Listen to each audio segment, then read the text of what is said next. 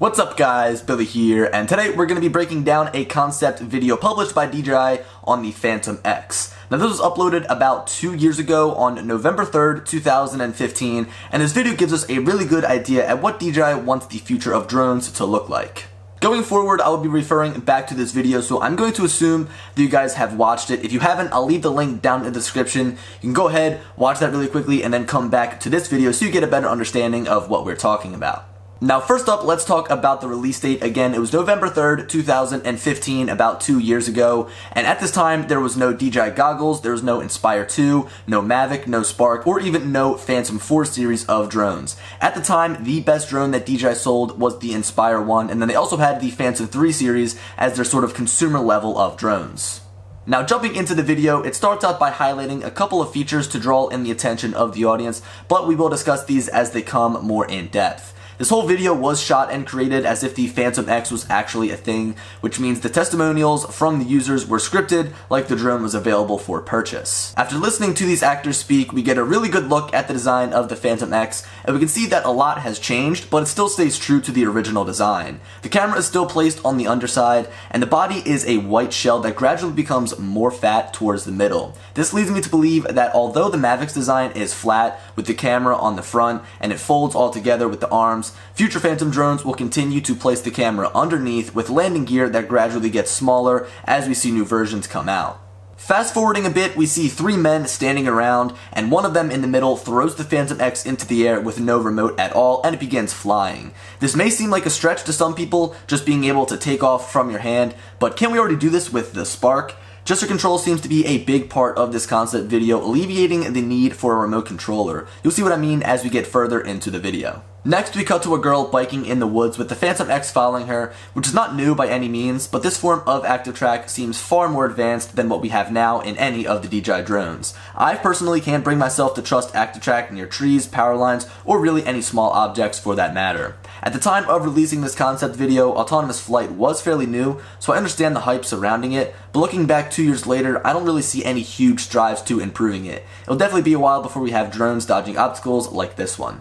After the girl is finished biking in the woods, we have this guy talking about how selfies are so easy to take with the Phantom X, he can take them without even thinking about it. It cuts to a video of cheerleaders in a park with various freeze frames, and I've got to say that this looks like something directly out of a Spark advertisement. With gesture mode, we can easily take selfies using only our hands, so in my opinion, this concept feature is actually a reality. Moving away from mediocre selfies to someone who is talking about filmmaking, we get a glimpse at the multicam feature, which allows you to sync multiple drones together using your watch or tablet to get multiple angles at once. This seems great and all, but don't you think that there would be certain shots where drones would get in the way of other drones? I mean, specifically in this shot right here, there's a drone in the front of the bike and a drone in the back, and I just feel like there would always be a pesky drone in the background. Now for amateur video creators like myself, this may not be a big deal. Like for example, sometimes if you're watching a car video, you'll see a GoPro on the outside. That's not the biggest deal, but for someone who considers themselves a professional and is making a movie, I know that this wouldn't fly. The final feature we get to take a look at is Sky Paint, which allows you to control the drone with your hand to create paintings in the air. I personally would skip out on this feature, but it's up to you whether you think that this is a gimmick or not. The one thing I did pull from this clip is the ability to control the drone by using only your hands. If you told me this 6 months ago, I would have thought that you were crazy, but just look at the Spark. With gesture control, you can easily move the Spark around remote free. So those are all of the key features that were highlighted in this concept video. I feel like we've seen a lot of these features already put into certain DJI drones down the line in some form of iteration. So for example, with the Spark, we're not able to throw it in the air like the Phantom X concept, but we are able to take off from our hand and also control it with our hand. So I would say that down the line in some sort of Phantom drone coming out, whether it's the next Phantom or even the Phantom after that, we'll get gesture controls implemented as the 3D sensor is brand new to DJI's newest drone, the Spark. One thing I want to mention, and it's something that was actually brought to my attention from watching this video, is the shrinkage of the landing gear underneath of the Phantom drone. So rather than having a big clunky camera and big clunky legs, we had these short legs that retracted up into the arms, and we also had a small camera underneath of a dome.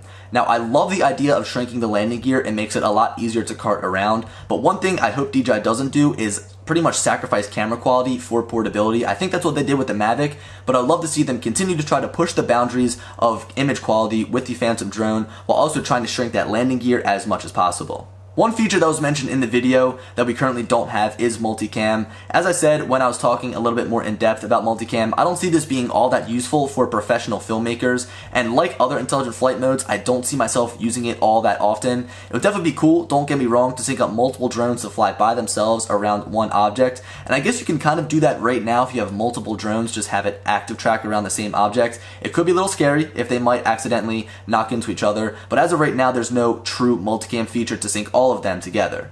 With all that being said, going back and watching this concept video from DJI 2 years later is really cool, especially seeing some of the features that they teased in that concept video coming to life in some of the drones we're seeing from them right now. Again, it's just such a cool thing. And if you guys haven't checked out that video, I would highly advise it. It's like 5 minutes long. Really cool. I'll throw the link down in the description.